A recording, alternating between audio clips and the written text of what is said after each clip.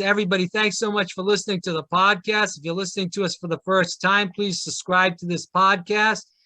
We really appreciate it. We're bringing back the living legend, the man that knows virology and COVID-19. I think he's the best virologist we've ever had on here. And this is Earl Brown from the University of Ottawa.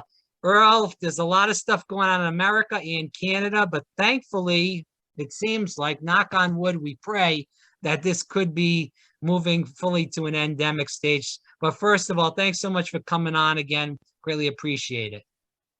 Good to see you, Robert, and thanks for buttering me up so much. We'll see how we go from here. All right. Now, you just had COVID. You told us before we started recording this podcast. Can you talk about your experience and how it happened and, how you felt throughout the time you've had COVID? Sure, I'll tell you my story. So I'm an older guy. I'm retired. Got asthma. I've had my 3 vaccination shots. Just finished that up just around November. So my antibodies should be about as high as they're going to be for protection. And then my grandson, we see the grandsons, every other day. We have them overnight on Friday. Well, turns out he was home from daycare because they had a case of COVID. And so we're looking after him. And, we're feeling like we're protected enough. We're not doing masking and that sort of things. But he comes up with a bit of a headache and fever on Saturday, and I did the rapid test, and he's got COVID. And so then my wife and I got COVID. His parents got COVID. The neighbors got COVID. But we're all vaccinated, so we all had mild cases. But so a couple of days later, wake up, I got a bit of a headache. So you take an ibuprofen, and things are fine. A little bit of mucus coming along, maybe a little bit tiredness. It's 10 days now, and I'm coughing a little bit, but pretty mild, which is that's why you take the vaccine. And the Omicron's a bit milder too, which helps. But here I am today, so I'm going to have a bit more antibodies. I'm being more protected right now than I was before I got this natural infection. And so going on from now, everybody in Canada masks, right? We mask when we go into the stores and stuff like that. You keep doing that. But otherwise, I'm not going to sweat contact with COVID. If I get another case, it'll be presumably a mild case. And that's called living with COVID. And so I think that's probably the next stage we're getting at.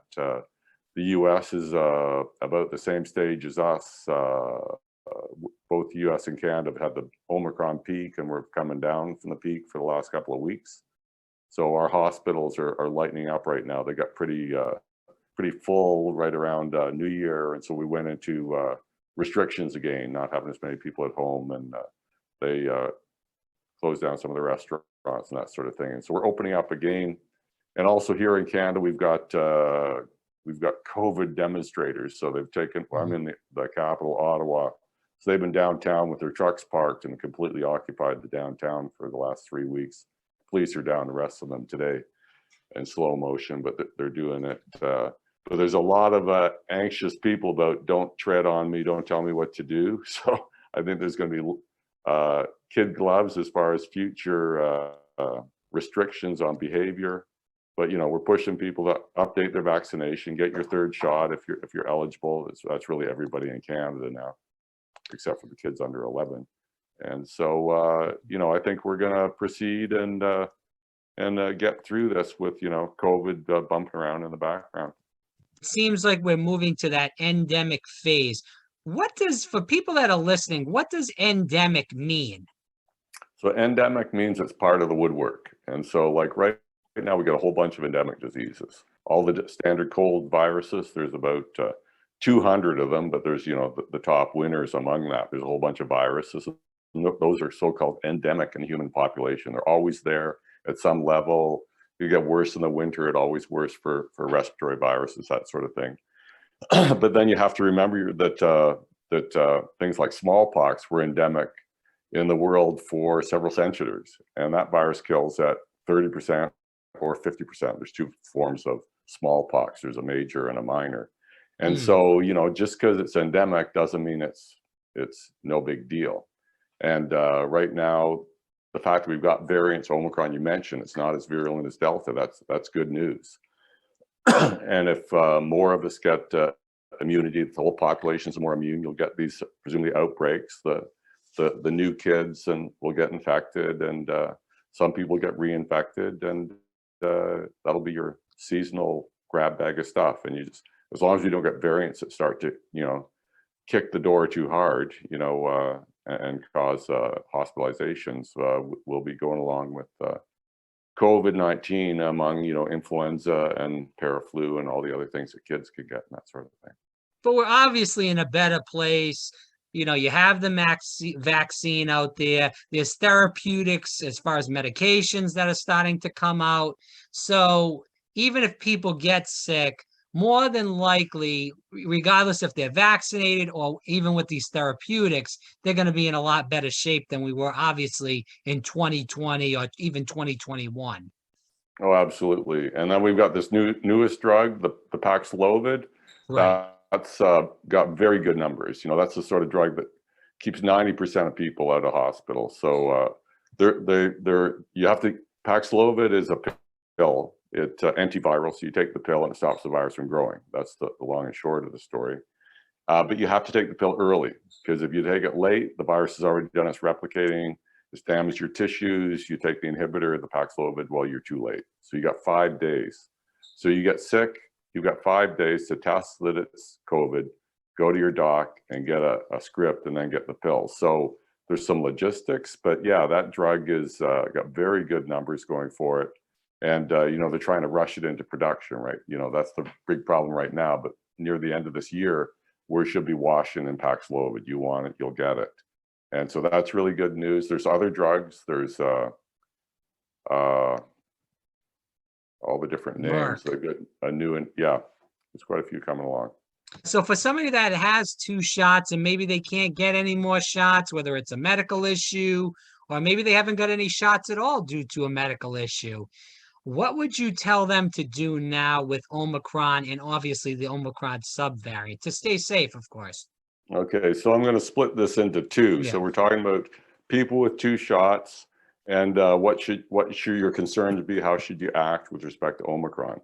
So if you're a young, healthy guy like you, so then you don't worry as much. So you take your general, you can, be careful with your masking or not. With the amount of antibodies you've got about a 50% reduction in hospitalization. But you're in an age group under 50 where you're unlikely to be hospitalized, and this virus doesn't put as many people in hospital. So you're not in line for a really serious infection. Not that you're going to go looking for it, but you're not going to be as worried about it. But let's say you're over 70. Let's say you're obese. Let's you diabetes, high blood pressure. Those are the things that put people into the worst category of infection. So those people, you're going to sweat it a little bit. You're going to wear your masks. You're going to ask your friends to do the rapid tests if they're going to come over for some meeting or something. Maybe you don't eat out in the restaurants as much. You're going to be a little bit more careful. Even with 2 shots? Even with 2 shots, it's the people who are in the older people and the people with underlying conditions. Some of those people still die. Some of them go to ICU. Yeah. And so that's the worry, right? So if you're in a category that has that worry, then you're still going to do your precautions a bit more. But and the 2 shots does give you something. And if you do get Omicron, odds are you're going to do better than the other viruses. It's not as damaging. And so then you're going to up your antibodies again. And so I'm not saying go out and get it, but I'm saying don't sweat it as much. But there's certain people that still want to avoid it a bit more than other people. How about the people that have 3 shots, but do still have those comorbidities, rather?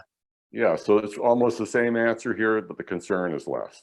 So when you get the 3 shots, then your protection against serious infection goes up to about 90%. You're in the good state. And as far as no infection at all, you'll block about 2/3 of the infections. So about 66% protection against getting infected, period. And about a 90% protection against going into the hospital. So the numbers are pretty good. But when you have underlying conditions or you're elderly, you have to say, well, don't tell me about the good news. Tell me about the 10%. What happens to them? Well, some of those 10% are going to go to hospital, and then about 20% of them will end up in ICU, and depending on your age, a certain number of those cash out. That's people die of this disease still, but it's the people who are the extreme of age or who have the underlying conditions and the comorbidities, the immunosuppression, people on, heart transplants and kidney transplants who are on immunosuppressive drugs. So you get vaccinate people with those conditions. The antibodies aren't as high, protection is not as good. So, we're a big mix of people, and medicine has been great. There's tons of us are walking around, essentially walking wounded. 100 years ago, the medicine couldn't have kept you alive. Now you're alive, you're living with your condition, and that's the good news, but you are more susceptible to a serious infection with a lot of infectious diseases, but COVID in particular. As far as long COVID goes, should people be worried if they get COVID that they might get this? And this is something that a lot of people are not recovering from. It's really a serious illness. Well, that's the problem. And it's a bit of a black box right now because long COVID is something that happens after you recover from your COVID infection. And they saw it right from the beginning that people were getting symptoms that weren't getting better. The ones you mentioned, and they involve all your major organ systems. So it's your brain, your heart, your lungs, your gastrointestinal system. There's a lot of chronic fatigue syndrome, symptoms going on after this. And so if you want to talk about viruses in general, it's not that uncommon to get a virus infection and then have some damage that keeps you sick for, a period of time, months, maybe years. And it's worse for people who have something, so if you have a heart condition or if you have diabetes or you've got some other condition, things can often get worse by infection and then they don't necessarily resolve that well. If you want to go back even further, the last big pandemic was 1918. And there was a big epidemic of encephalitis lethargica, which was an involvement of the brain and people could hardly move. But 500,000 people died in the next couple of years after the flu pandemic. And then about 80% of those who went on with it got Parkinson's disease. And so that was a pandemic that hit pretty hard, 2.5% mortality rate, that had some pretty bad long-term effects. Mind you, people argue about whether this was due to the 1918 flu, just because, they didn't even know it was the flu at the time. They couldn't test for flu. The flu hadn't been isolated in the world, so they didn't know what they were looking at. But now here with COVID-19, there's a whole bunch of mental effects people are getting involving their memory and, the functioning of their brain and, dizziness and headaches, so there's a bunch of things with the brain, and then you worry about clots, and there's a bunch of clotting long-term things. So people worry about heart conditions and clotting. Yeah.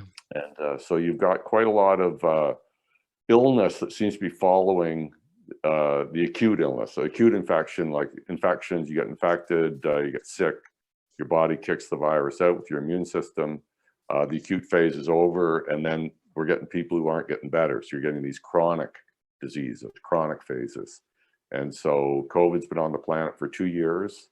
And the question is, are some people going to have problems for long periods of time? Because a lot of time the long COVID isn't for keeping going. You'll have a few months of it and it gets better, but there's all the different scenarios. A lot of questions and there's a lot of concerns, but it's tough to know what to do. Like we get ourselves vaccinated, we try to avoid getting infected. That's all we can do. You get it, then you sort of, and long COVID is a bit scary because you get people who essentially asymptomatic, go through COVID, and after 2 months, they start to get the symptoms getting worse, and then they get worse, and then they don't go away. So people have breathing problems, mental problems, other issues. So it is an interesting situation, but I think it's the entire medical community is concerned that there's going to be a giant burden on our health following the COVID pandemic. But we don't know that yet. We know that long COVID is damaging people's lives. People can't work and that sort of thing, depending how bad your long COVID is. So hopefully it won't be a monstrous problem, but it definitely is a problem. I want to ask you these questions as we're winding down. Again, Earl Brown here on Fire Breathing Rob from the University of Ottawa. If we didn't do the lockdowns and we let everybody go out and just approach life normally, a lot of people would get sick. It would probably screw up the hospitals pretty hard. A lot of people would probably die. that did have those comorbidities, as you've spoken about, but we would get that natural immunity fairly fast. I was told that since we had these lockdowns and people stayed in the house, there's a lot of people that are still staying in the house and still haven't went out and returned to work. They're working from home. They don't want to go out. They're scared to death, whatever it may be.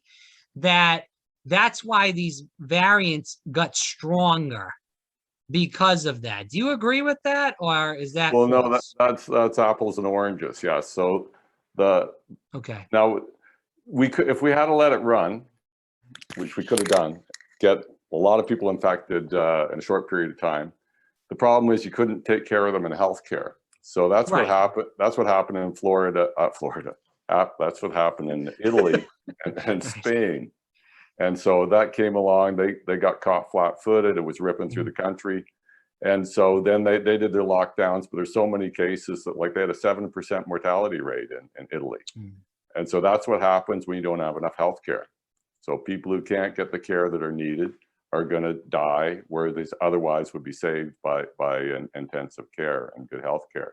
So that's why you really can't let it run. And so sure, you end up with natural immunity, but you have two things. Your society collapses because there's not enough people to work, go anywhere because so many people are sick. And then you can't save the lives of the people who could otherwise be saved because your healthcare is swamped. So those are the limitations on that. And so that's why, and you know, countries tried to let it go. UK tried to let it go. A lot of countries tried to let it go, and then it swamped their healthcare systems. And so you can't do that. But then people say, well, you're getting variants because of that. Well, that's a difficult one to call, because the variants seem to be coming out of people who have their immune systems are essentially shot. These are people with blood cancers and that sort of thing. They see they get infected, they can't fight the infection.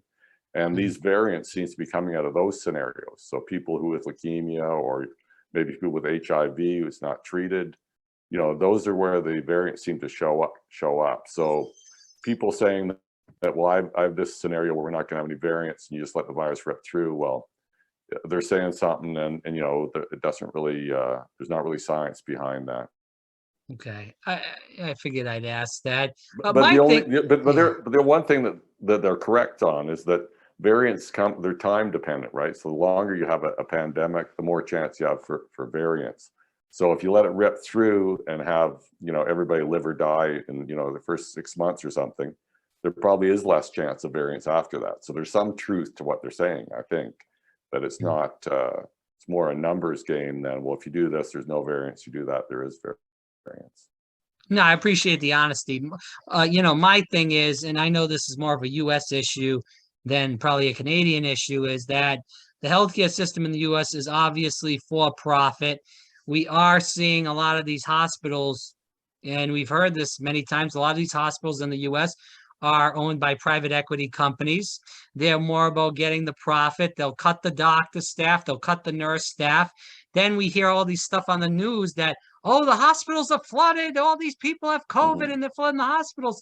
That may be partially true, but it's also partially true that that's because the hospital system sucks, because we're cutting all these doctors and nurses that we don't want them, you know, they want to make as much profit as possible. So that's the bigger problem, is why this is going on. So, you know, they try to massage it in a way that it's all about COVID. It's partially COVID, but it's partially that it's about people making money on short staffing and pumping up the profits. And that's why the hospitals in the US are overrun. It's not 100% because of COVID. I don't know if you want to comment on that. As being a Canadian, you're more than welcome to, but that's just what I've heard many, many times, that of what's going on in the US healthcare system right now. Well, that's definitely part of it. So I think one of the biggest weaknesses of the US healthcare system is that you've got your uninsured. Yeah. And so I know that if you're uninsured and you're on death's door, they'll take care of you. But you don't get any care beyond that. There's no preventive care. There's none of this day-to-day care. You can't afford it. And so that's a weakness right there. But up here in Canada, everybody's got health care. But the weakness there is that it's one of our biggest budget items. And so our ICU capacity per capita is 1/3 of yours. Right. And so we take care of Canadians, but it's, you know, on all Canadians, but it's not as luxurious as the US system. So if you can afford the US system, you're in great shape.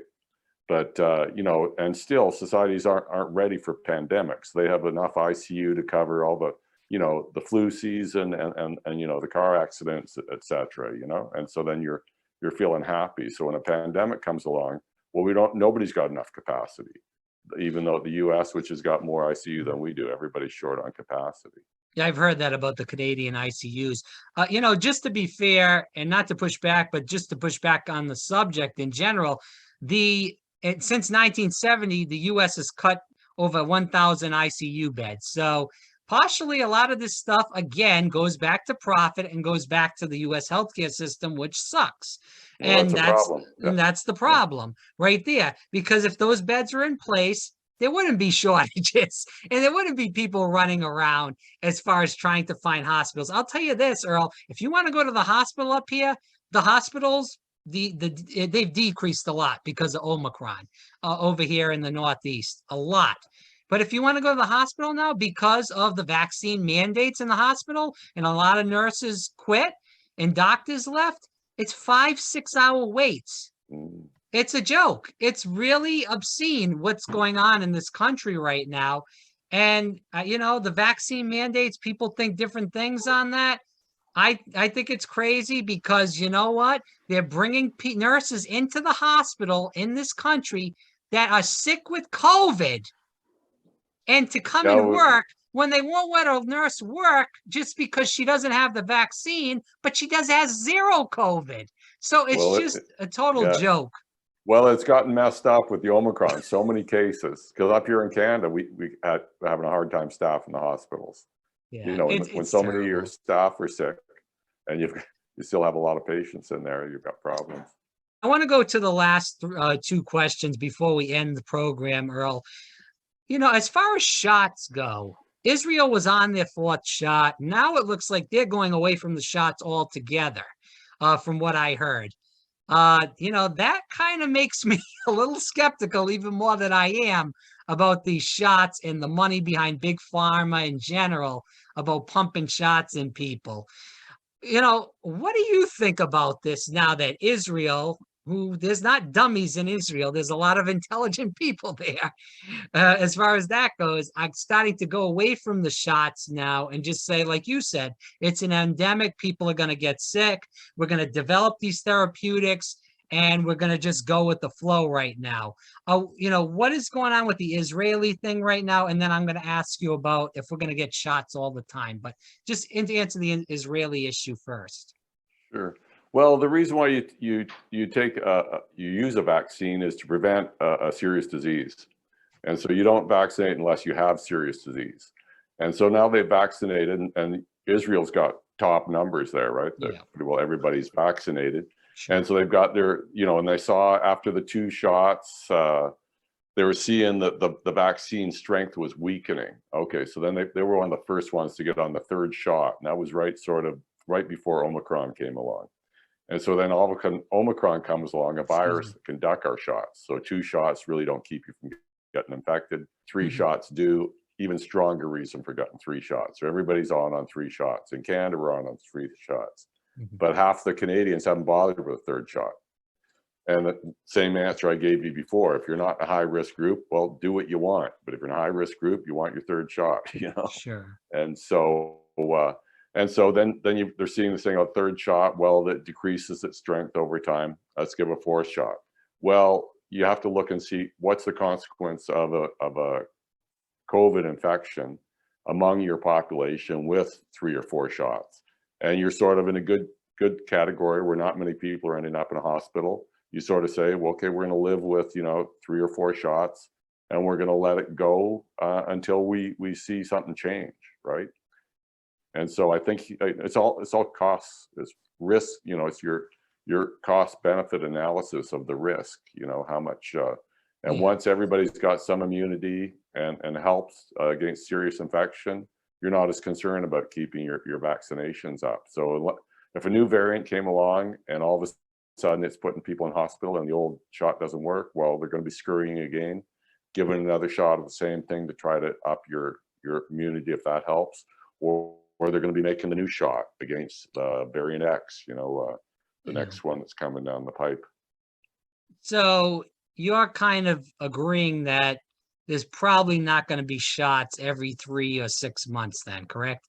I don't expect that unless things change. So if the world proceeds as the way we're sort of seeing it today, COVID's going to be part of the grab bag.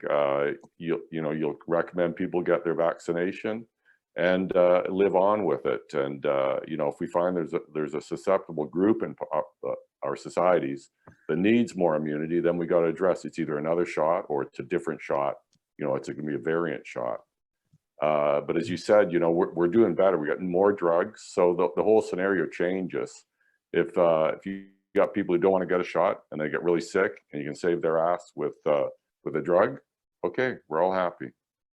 Just to kind of go back to history, we saw this after 9/11. After the 9/11 attacks, there was an extreme surveillance state where there's cameras all over New York City, cameras all over Washington, D.C.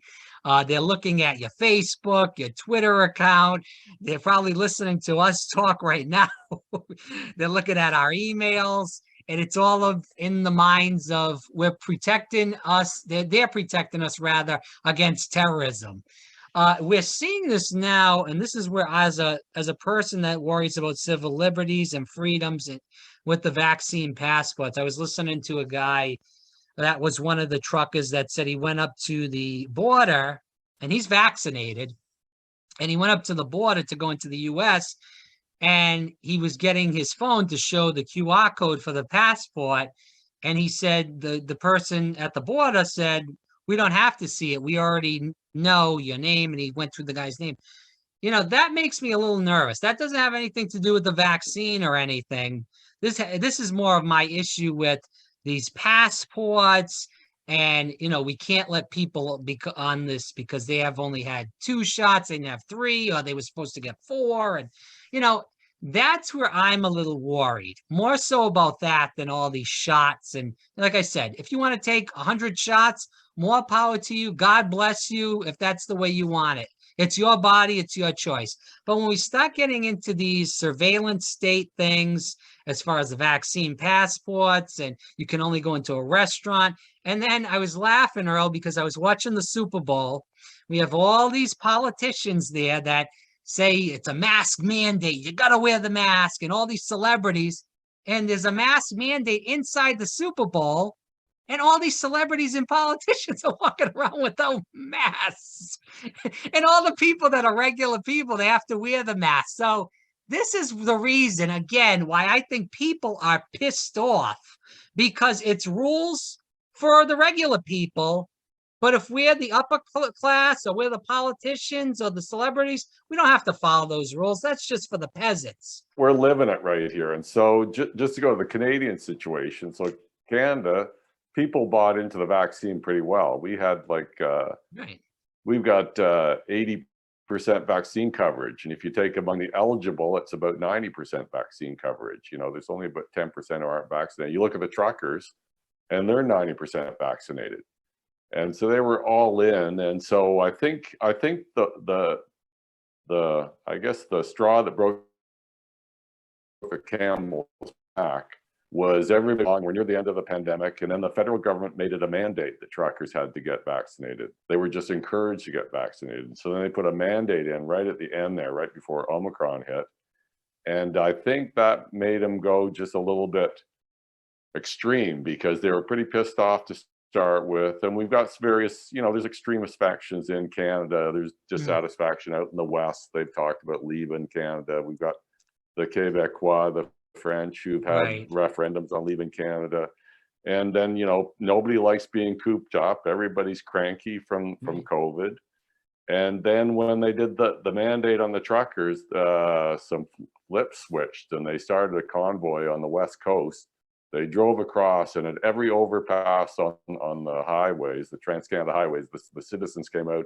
We supported them. They were yelling flags and the whole thing. And then when they got to Ottawa, they thought, everybody loves us, and about 90% of the people weren't that keen, but they got a lot of people who are, pretty cranky and angry, and especially the anti-vax people who, have of some grievances. They're pissed at the whole situation. Oh, wow. And so, they get mobilized, and then they came into Ottawa, and the police were sort of pretty sympathetic to them. They sort of let them set up all their big rigs down in Ottawa, and they took over the place. And then they rang their horns all day long. The local citizens couldn't sleep, and they're pulling flat masks off people's faces in the street and going into the stores and saying without masks and taking them over to shut down the malls and all that sort of thing. So it's been going on 3 weeks. Businesses are closing, and all sorts of people can't get to work, and the hospital workers can't even wear their hospital stuff to go through because they get harassed. So a lot of high emotions, and right now the police are clearing it out today. They had to put the Emergencies Act in on Canada, where because normally you can walk wherever you want in Canada, but now we're in the Emergencies Act. So down in front of our apartment buildings, if you go there, it's prohibited zone, and they're towing the trucks and arresting people. But Is this near you though? pardon me? How far is this away from you? I'm 2 miles from. They've got an exclusion zone in downtown right now. I can't go into downtown. No one can, unless you go through police checkpoint. You have to live there or have a reason to go there. But yeah, no, it's been a mess. But that's where emotions have got so high, and people are going pretty wild. Well, they had the truckers closed off some of our the Windsor bridge, the biggest bridge in North American trade, from the US to Canada. And they were also in Alberta, they were on the border. Manitoba, they were on the border. Both of those just broke up. But so yeah, emotions have run high, and we got factions that are really, the group came in, and it's so hard to tell exactly what they wanted, because they said we're anti-vaccine, but then they came in and said, well, we want to topple the government too. So, it's like, it gets pretty wild. And then when the police essentially wouldn't arrest any of them, there was like a love fest down there. Everybody's going down partying in the streets. Yeah, I saw the pictures with the music, and they were having the police are like, high-fiving them and won't arrest anybody. And so now they have to, get really heavy-handed, and we got, thousands of police down there now. So again, for people that were listening, this was Earl Brown. Earl, thanks so much for coming on. We'll definitely have you on again, and I appreciate you always coming on and making time for us. Well, I enjoy the discussion because we sort of cover a wide range in the topic. Enjoy. All right.